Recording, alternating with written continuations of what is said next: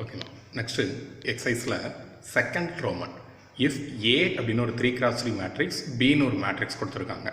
Find the products AB and BA. A யும் B யும் product பண்ணோம், B யும் A யும் ப்ராடக்ட் பண்ற. And hence solve the equation x plus y plus 2z equal to 1, 3x plus 2y plus z equal to 7, 2x plus y plus 3z equal to 2. AB and BA கண்டுபிடிச்சிட்டு அதில் இருந்து இந்த ஈக்குவேஷனை solve பண்ண போகிற தனியாக ஒரு மேட்ரிக்ஸ் இன்வெர்ஷன் மெத்தட் யூஸ் பண்ணாத இந்த ப்ராடக்ட்ல இருந்து சால்வ் பண்ண சொல்லியிருக்குது. ஓகேவா? ஸோ சொல்யூஷன் ஃபஸ்ட்டு ஏபி கண்டுபிடிக்கிற ஏ மேட்ரிக்ஸும் பி மேட்ரிக்ஸ் எழுதியிருக்கோம்.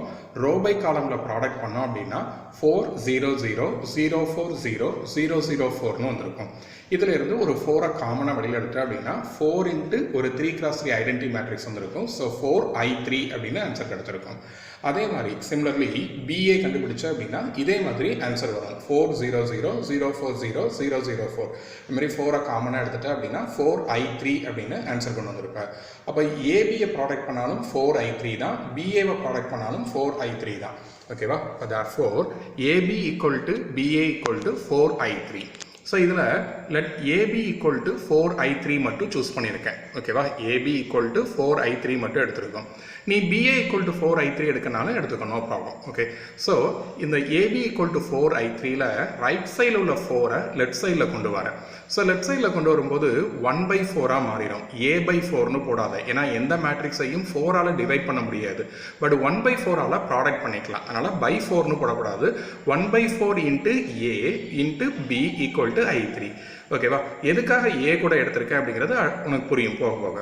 அப்போ 1/4a into B equal to i3. 1/4a அப்படிங்கிறது ஒரு மேட்ரிக்ஸ், பிங்கிறது ஒரு மேட்ரிக்ஸ்.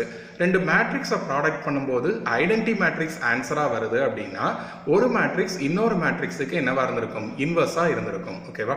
ரெண்டு மேட்ரிக்ஸை ப்ராடக்ட் பண்ணும்போது ஐடென்டி வருதுன்னா 1 இஸ் த இன்வர்ஸ் ஆஃப் அதராக இருந்திருக்கும். ஸோ நம்ம இங்கே என்ன எடுக்கிறோம் அப்படின்னா 1/4a is the inverse of B. பியோட இன்வர்ஸ் வந்து 1/4a அப்படின்னு எடுத்துக்கிடுங்க. ஓகேவா? நீ B is the inverse of 1/4a எடுக்கனாலும் எடுத்துக்கலாம். ஓகேவா? இங்கே சம்முக்காக என்ன பண்ணுறோம் அப்படின்னா 1/4a is the inverse of B அப்படின்னு சூஸ் பண்ணுறேன். ஓகேவா?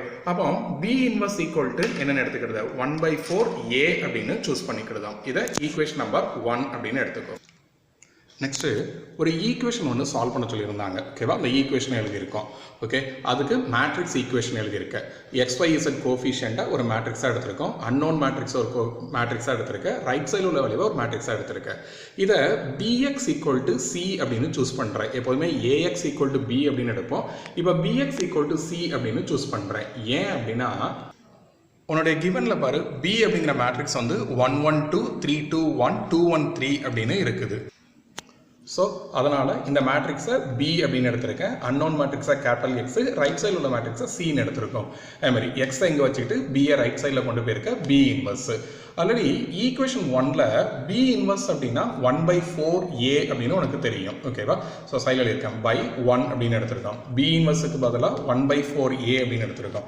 அப்போ எக்ஸ் ஈக்குவல் டு 1/4 ஏங்கிற மேட்ரிக்ஸ் எழுதியிருக்க, சிங்கிற மேட்ரிக்ஸ் எழுதியிருக்கோம்.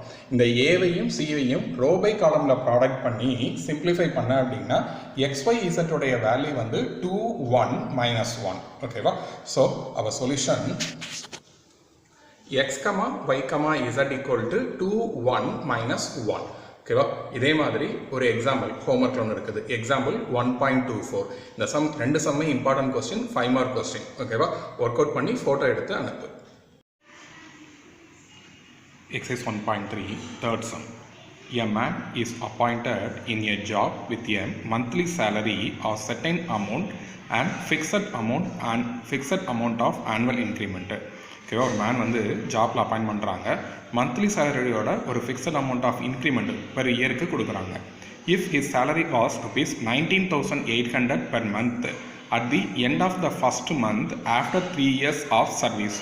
3 வருஷம் கழிச்சு அவருடைய first month salary, end of the first month salary வந்து 19,800 and ₹23,400 per month at the end of the first month after 9 years of service.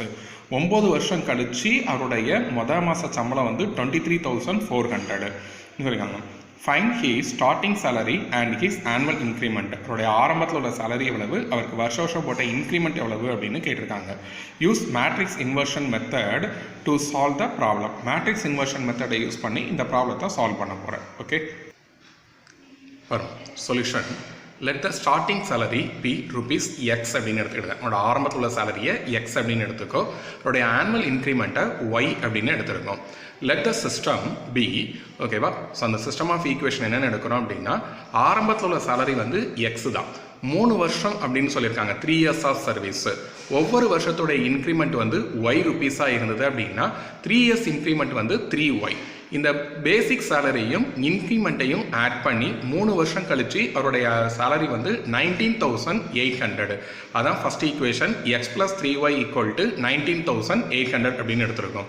Second ஈக்குவேஷனில் அவருடைய ஸ்டார்டிங் சேலரி எக்ஸ், 9 இயர்ஸுக்கு அப்புறம் அவருடைய சேலரி வந்து 23,400. அப்போ 9 இயர்ஸுக்கான இன்க்ரிமெண்ட் வந்து 9y. அப்போ X plus 9y equal to 23,400. ஓகேவா. ஸோ இதை மேட்ரிக்ஸ் இன்வர்ஷன் மெத்தடில் சால்வ் பண்ண போகிறேன். அப்போ as usual first matrix equation. அந்த எக்ஸ்ஒயோடைய கோஃபிஷியண்ட்டை 2x2 எழுதியிருக்கோம். அன்னோன் மேட்ரிக்ஸை 2x1 எழுதியிருக்க. ரைட் சைடில் உள்ள மேட்ரிக்ஸை எடுத்திருக்கோம். So let it be AX equal to B, X equal to A inverse B. So A அப்படிங்கிற கோஃபிஷியன்ட் மேட்ரிக்ஸை தனியாக எடுத்து எழுதியிருக்க. அடுத்து ஏ இன்வர்ஸ் கண்டுபிடிச்சிருக்கோம். ஏ இன்வர்ஸ் கண்டுபிடிக்க formula 1/determinant A at A. அப்போ 1/6 2x2 மேட்ரிக்ஸ்க்கு அட்ஜாயின் கண்டுபிடிச்சிருக்கோம். டயகனலை இன்டர்சேஞ்ச் பண்ணியிருக்க, இன்னொரு டயகனலில் சிம்பிளை சேஞ்ச் பண்ணியிருக்கோம். ஓகேவா. நெக்ஸ்ட்டு அந்த ஏ இன்வர்ஸை கொண்டு போய் எக்ஸில் ரீப்ளேஸ் பண்ணுறேன். இப்போ 1/determinant, இப்போ 1/6 ஏ இன்வர்ஸ் எழுதியிருக்கோம். அடுத்து பி அப்படிங்கிற மேட்ரிக்ஸை எழுதியிருக்க. ஓகேவா. அந்த 2x2 மேட்ரிக்ஸையும் 2x1 மேட்ரிக்ஸையும் ரோ பை காலமில் ப்ராடக்ட் பண்ணி சிம்பிளிஃபை பண்ணோம் அப்படின்னா எக்ஸ்ஒயோடைய வேல்யூ வந்து 18,000, ஒய்யோடைய வேல்யூ 600. ஓகேவா. அப்போ அவருடைய ஸ்டார்டிங் சேலரி வந்து எவ்வளோ இருந்திருக்கும், ஆரம்பத்தில் 18,000. அவருடைய ஆனுவல் இன்க்ரிமெண்ட் 600 ருபீஸ் இருந்திருக்கும். ஓகேவா. பிகினிங்கில் சேரும்போது அவருடைய ஸ்டார்டிங் சேலரி 18,000. ஒவ்வொரு வருஷமும் இன்க்ரிமெண்ட் போட்டுக்கிட்டே இருக்காங்க. இயர் இன்க்ரிமெண்ட் வந்து ருபீஸ் 600. ஓகேமா.